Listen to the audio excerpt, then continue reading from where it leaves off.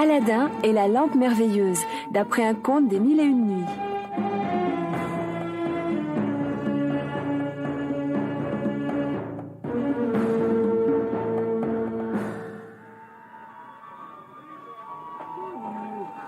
Il était une fois, dans le lointain Orient, une veuve qui avait un fils du nom d'Aladin.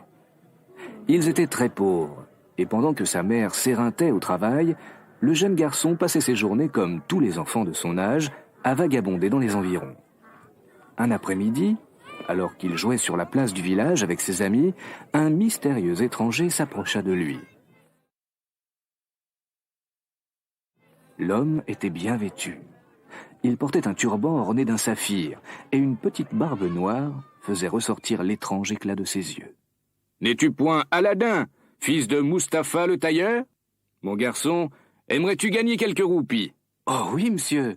Je ferai n'importe quoi pour apporter un peu d'argent à la maison. » »« Alors, Aladin, écoute bien. Il te suffira de passer par une trappe trop étroite pour moi et de me rapporter une vieille lampe. »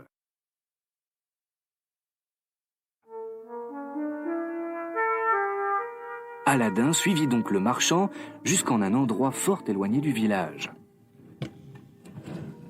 Ils soulevèrent une lourde plaque de marbre et le jeune garçon, svelte et agile, se faufila par l'ouverture.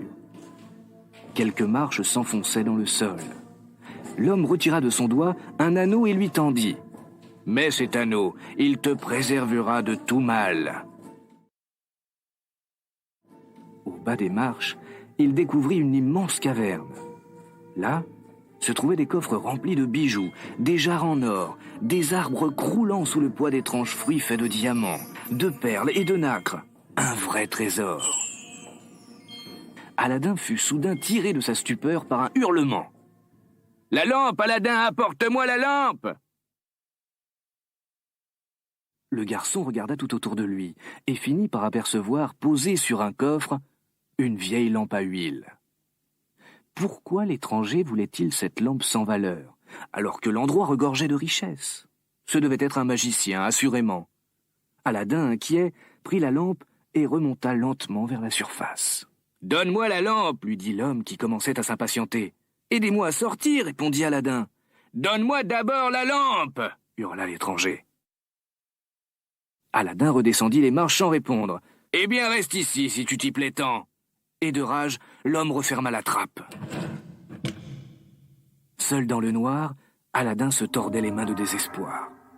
L'anneau qu'il portait au doigt se mit soudain à briller, et une imposante créature apparut, les yeux flamboyants, dans un visage enturbané, les mains sur la poitrine. « Je suis le génie de l'anneau. Parle, et je t'obéirai. »« Je veux rentrer chez moi, dit Aladin. » Dans l'instant, il se retrouva avec lampe et anneau auprès de sa mère, à qui il conta son étrange aventure. Tout en l'écoutant, elle commença à astiquer la lampe pour lui redonner un peu d'éclat. Aussitôt en sortit au milieu d'une épaisse fumée un autre génie, encore plus effrayant que celui de l'anneau. « Je suis le génie de la lampe. Parle et j'obéirai. » De ce jour, Aladin et sa mère ne manquèrent de rien. Quels que fussent leurs désirs, le bon génie les exauçait sur le champ. Les années passèrent. Aladin était maintenant un grand et beau jeune homme. Un matin, au marché, il croisa Badroulboudour, la fille du sultan, et en tomba éperdument amoureux. Impressionné par sa richesse, le sultan ne fut pas long à lui accorder la main de la princesse. Après un somptueux mariage, Aladin et Badroulboudour s'en allèrent habiter un somptueux palais que le génie avait fait surgir au milieu d'une oasis. Un jour que la jeune femme était seule au palais, un étrange marchand s'arrêta sous ses fenêtres. « Qui veut échanger des vieilles lampes contre des neuves ?»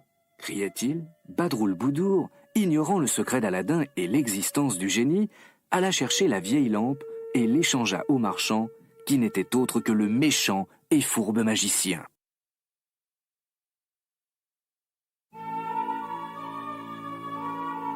Aussitôt, celui-ci frotta la lampe et, sous le regard effrayé de la jeune femme, fit apparaître le génie. « Je suis le génie de la lampe. Parle et j'obéirai. »« Génie, je suis ton nouveau maître. Tu dois m'obéir en tout. » Le magicien lui ordonna de les transporter, lui, le palais et la princesse, dans un pays très lointain. La disparition de Badroulboudour plongea Aladin dans un profond désespoir. Une fois encore, il eut recours au génie de l'anneau. « Emmène-moi là où se trouve ma bien-aimée, implora-t-il. Je ne peux vivre sans elle. » En un éclair, il se retrouva dans la cuisine de son palais. Devant lui, Badroulboudour préparait le repas du magicien. « Aladin, toi ici? Vite, mon aimé, prends cette poudre et mets-la dans le thé du magicien. Aie confiance en moi. » Ainsi entendit-on bientôt les ronflements du marchand, vaincu par le somnifère. Aladin s'empara alors de la lampe et fit surgir une nouvelle fois le génie. Il lui ordonna de les ramener au plus vite dans leur pays. Le sultan pleura de joie en retrouvant sa fille et son gendre. Toute la ville célébra par de grandes réjouissances qui durèrent plusieurs jours le retour d'Aladin et de son épouse. Quant au méchant magicien, il fut banni du royaume et l'on n'entendit plus jamais parler de lui.